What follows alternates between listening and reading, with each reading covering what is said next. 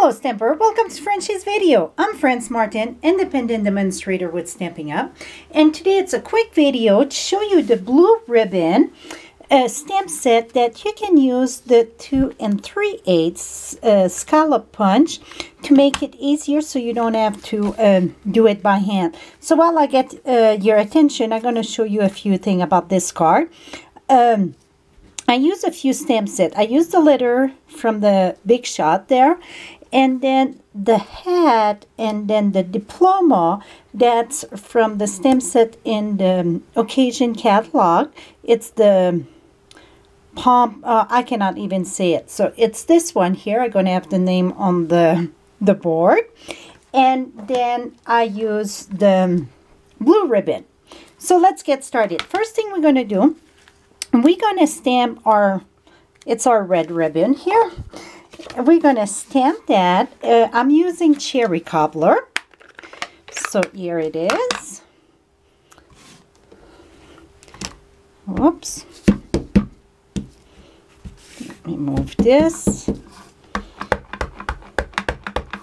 Okay, I'm going to stamp this here. And now, while I get you here, how I done my congratulation in the center, I just eyeball it. And I know a lot of people don't like to eyeball it. So I'm going to show you how to use the Stampin'-a-ma-jig with the clear block. You know, the clear block, it's a little bit, different from the wood stamp because it's changed all the time. So if your stamp going to fall, then you're going to have to start all over. So that's why when it comes to a lot of time I eyeball it. But let me tell you that Stampin'-a-ma-jig, it's a wonderful tool. It goes exactly where you plan it to go. I didn't put some sticky on this one. Let me add a little bit of sticky on this here. Okay, I'm going to put that there. Remember, you're going to take your clear sheet that come with your Stampin'-a-ma-jig, and yours, if you order one from me, it's going to be black. That's the old one we used to have. It's the same thing. Don't think because you get a black one it won't work like the purple one. It's the same thing. Because somebody emailed me the other day, she's like, I don't have the good tool, mine it's black. It's the same thing. I got mine when I joined Stampin' Up, and that's 12 years ago. So sometimes they change color around. Oh, let me move here so you guys can see exactly. Okay, I take the clear thing, put it right in the corner. And the corner of my block, go down in the corner of the plastic thing, go down. Now let's remove this. Let's bring that to, oops, I still need my ink. Now we're going to match that where we want it on our ribbon. So that look exactly where I want it. Never mind that my sheet, it's not straight, it's crooked. That's okay. That's where I want it. Take again your corner of this. Bring it at the corner of your plastic sheet. Remove the plastic sheet. Ink your stamp again. And go right in the corner. And go down. Voila! This is, like I said, the magic tool when you want it exactly where you want it. And especially, most of us do a card. I'm going to put the greeting, the last thing of all, right in the card. And you come and bang your stamp down there, and it's crooked. That it's like, oh, what to do? Then put another paper and try to cover it. So if you use your Stampin'-a-ma-jig, it takes a little bit more of time, but in the long run, you save a lot of time. So, okay. Now I'm going to explain, like I said, I just cut the diploma put on top there. But for the black, it is in the back here. I get another layers. I use the 1 3/8 for my layer in the back. And then I stamp my congrats grad. That's again, it's in the blue ribbon, and I stamp that with Stays on Black. So I think we get time to do this. And then I'm going to show you really what I was here to show you. Going to smack that there. Here we go. And this part, it's the 1 1 1/4 circle punch. Voila. Okay, so that's what go on top of each other.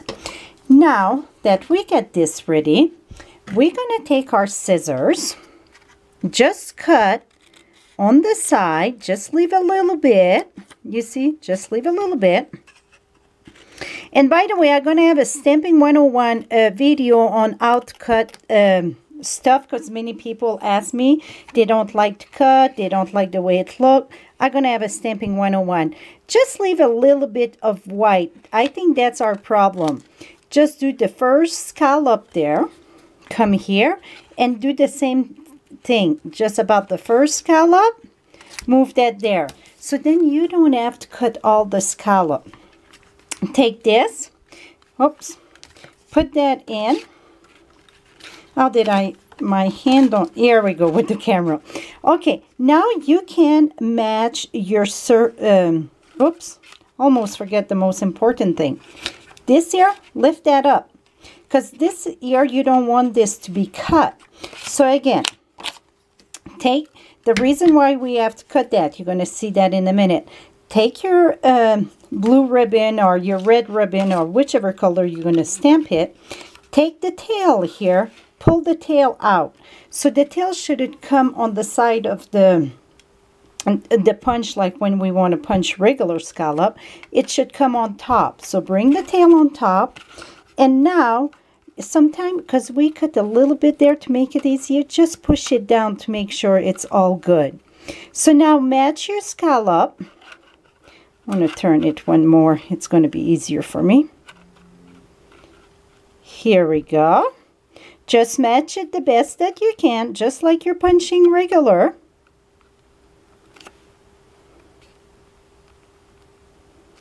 Oh, maybe too much white there. Voila, punch this out. And you don't have to cut all that by hand. And now you're going to come here. Remember, you just leave a little bit of the white. You don't go right at the line of your stamping project. And I think that's the thing most people try to do. It's go right on the line, and then you go off a little bit, and then you cut your image. So if you leave a little bit of the white, it's perfectly fine, and it look much better. So now here I get a little bit too much white. Here we go. Oops. Voila. And then I'm going to smack this right in the middle here. And I got my little ribbon done for graduation without cutting all those scallops using my scallop punch. Hope you learned something new. And till next time, happy stamping, my friends.